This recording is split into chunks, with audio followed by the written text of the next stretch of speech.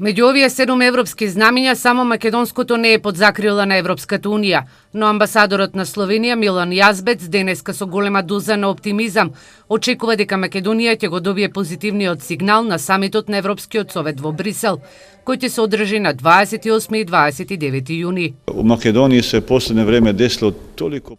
На Македонија во последно време и се случија многу позитивни промени во секој поглед и тоа треба да се одрази на еден добар и јасен сигнал од бриселската политика, од бриселската администрација, бидејќи тоа е добро за сите. Тоа не е само очекување за некој даден подарок, туку тоа е потек кој е задолжителен и логичен врз основа на она што се случуваше во Македонија во последно време. Штип денеска ги слушаше позитивните европски приказни на 6 граначалници од Полска, Романија, Италија, Шпанија, Бугарија и Португалија на конференцијата Обединета Европа.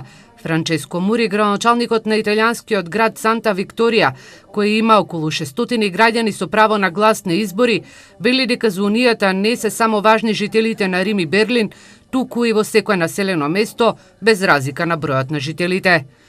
L'Unione Europea è fatta di persone. Европа е најбогата со пари за култура и социјала. Ако сакаме нашите деца да живеат во помалите општини, единствен одговор е Европската унија. Денеска општина Штип е Европа во мало.